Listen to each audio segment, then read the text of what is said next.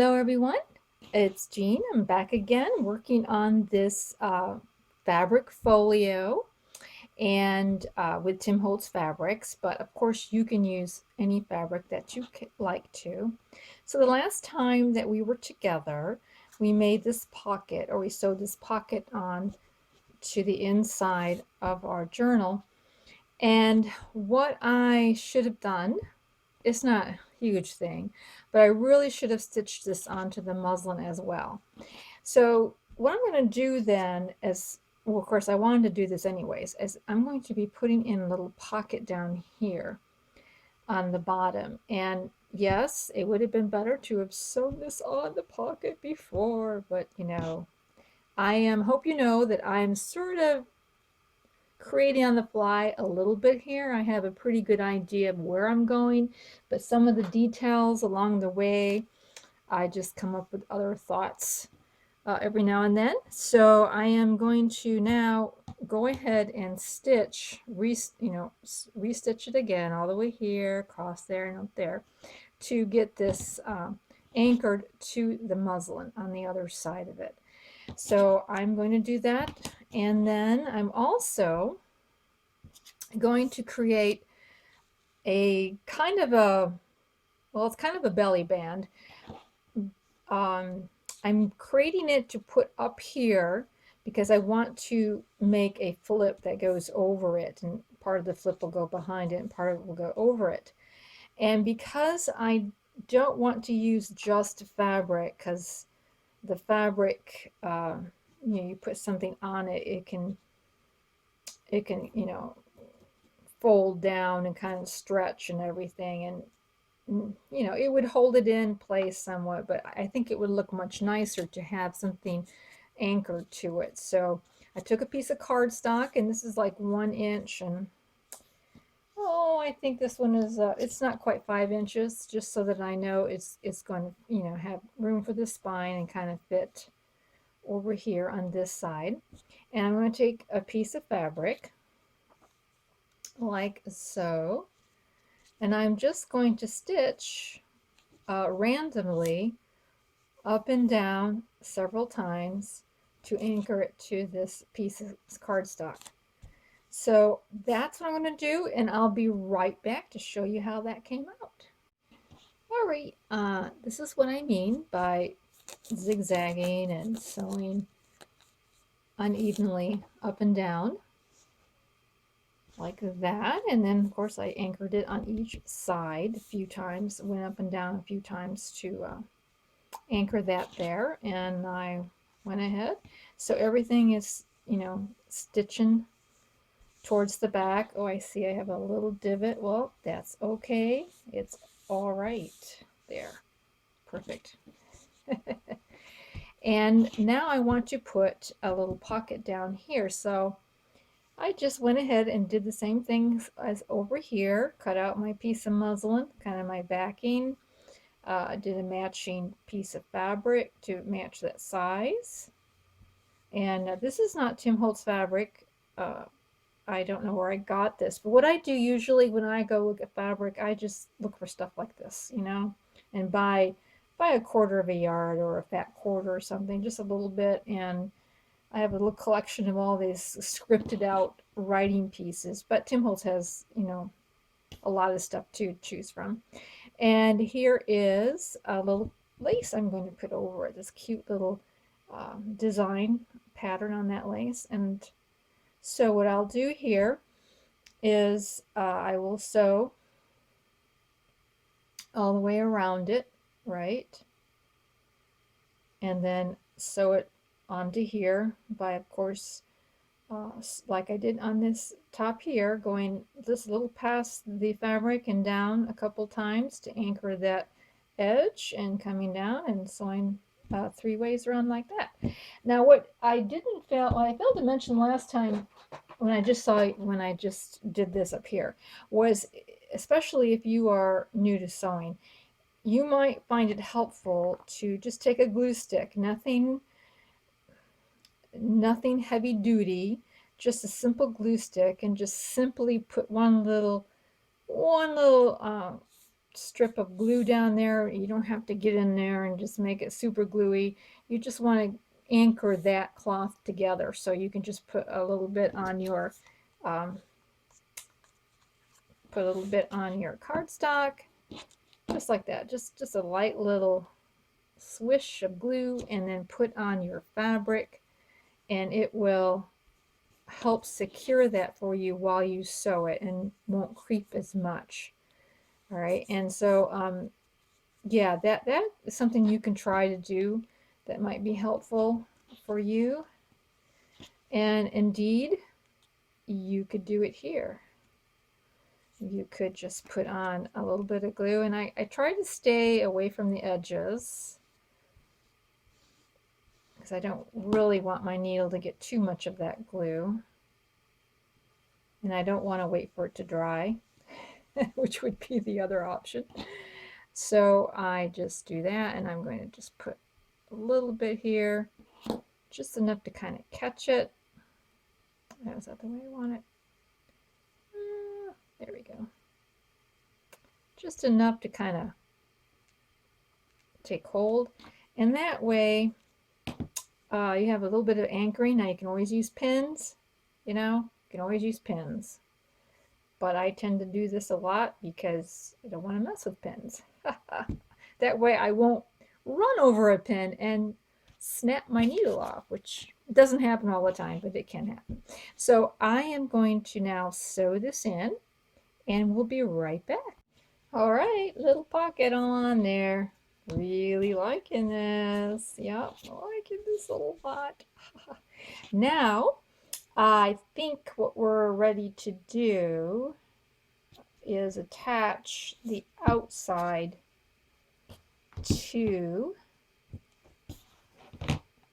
our inside.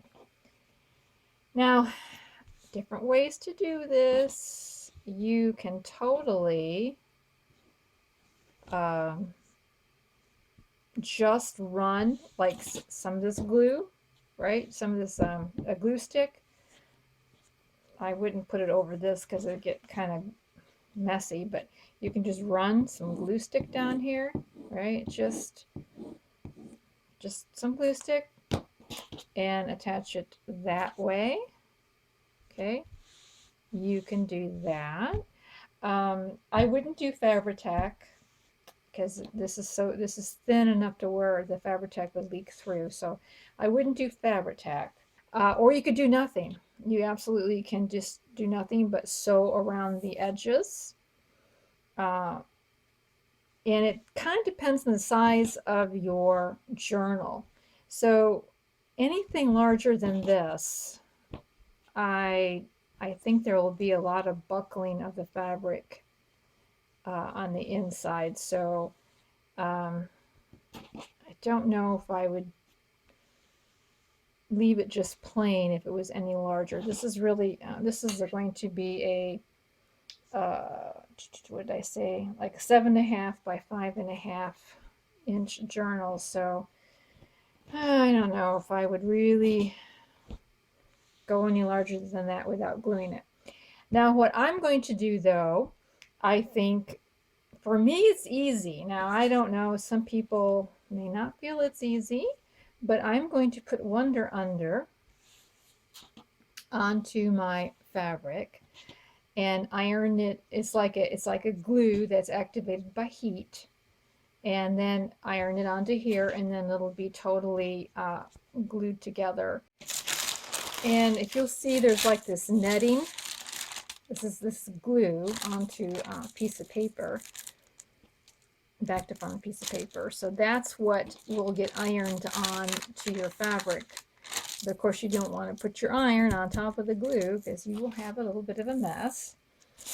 The reason why I like Heat and Bond is you can really feel the difference. With Wonder Under, it's like, yeah, it feels a little rougher, but sometimes it can be hard to tell which is the right side. But it usually comes apart pretty easily, and you usually can find out what that is. So let's just cut a piece. Now I want to cut a piece that's smaller than my fabric in this case, And of course, each time you use Wonder Under for different purposes, you'll be doing a different kind of cutting. But for this purpose, I'm going to cut it under the size. And I'm just going to eye it up a little bit because I am going to be sewing the edges. So it's not like the edges have to be glued down. All right. There we go. But I'm going to cut it under so that when I iron this on, I don't iron any glue onto my ironing board. And I got to make sure, here's the netting, so that's going to go face down, so the paper is face up. And this way, when you apply your iron, and there's directions that usually always come with these things, but it doesn't take long for the heat to adhere to your fabric. So you'll want to put that with the netting, the glue, the paper backing, and the wrong side of your fabric. So that's how you'll want to iron it on. All right, this is ironed on, and you can tell you've been successful when the paper peels away and the glue, the netting, that little glue netting is no longer visible, and you can, you know, with Wonder Under, it's harder to tell.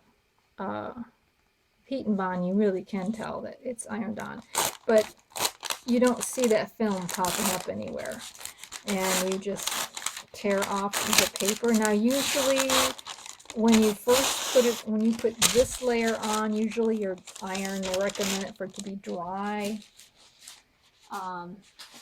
Sometimes mine is, sometimes it's not. But to put this then onto, to glue this onto something, they do recommend like a steamy iron, something with steam in it.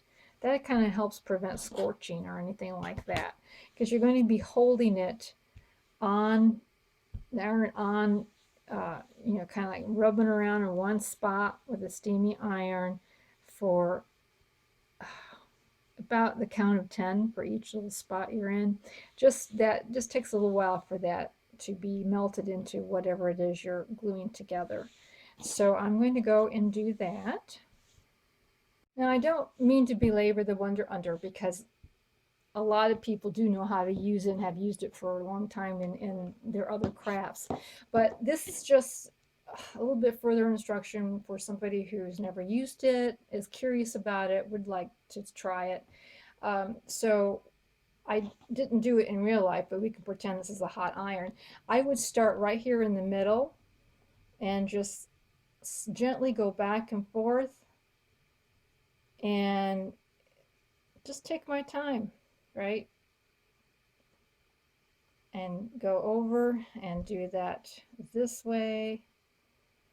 And that way you can, the wrinkles will go, you know, to the end. Rather than starting from the end, it might wrinkle up for you and kind of be wee-jawed. So I would start in the middle and do that. And just give it, you know, a good pressing.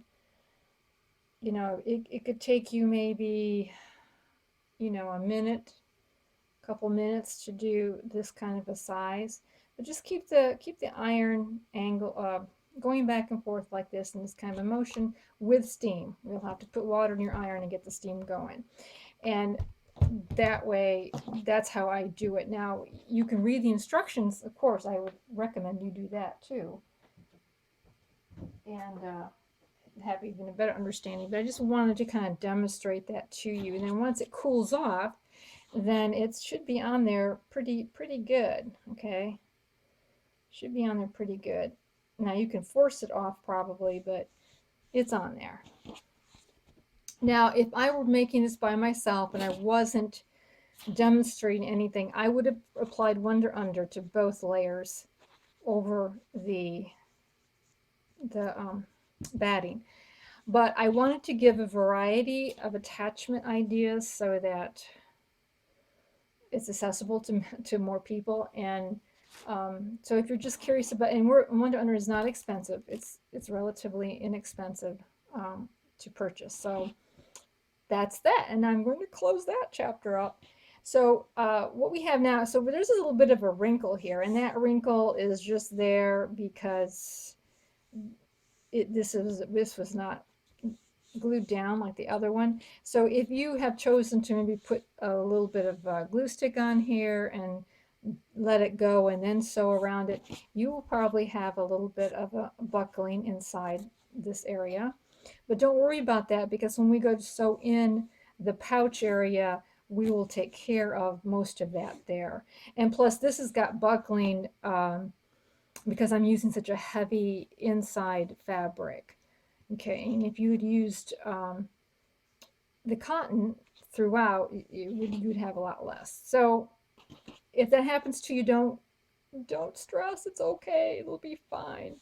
All right, now, whew, that was a little bit of an explanation there, wasn't it? I always have to assume that there might be people who just have not done these things before, because this is sort of combining two different arts, you know, sewing, quilting with journal making. So anyways, now I'm going to stitch all the way around it. And this is where you may want to put pins in. That might be helpful for you to do that. And let me grab my pins. They should be right here, but they're not. Here we go. So if you're new to sewing, what I would recommend you do is pin away from the edge. Just pin inside like this. Okay, just like this.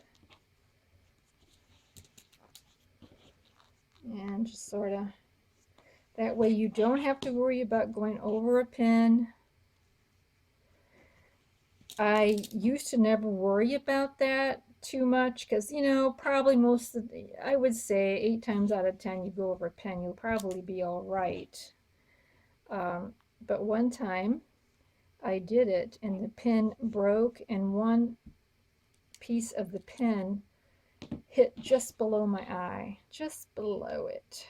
And I thought, ooh, that probably is something I should think about now. So I do think about that.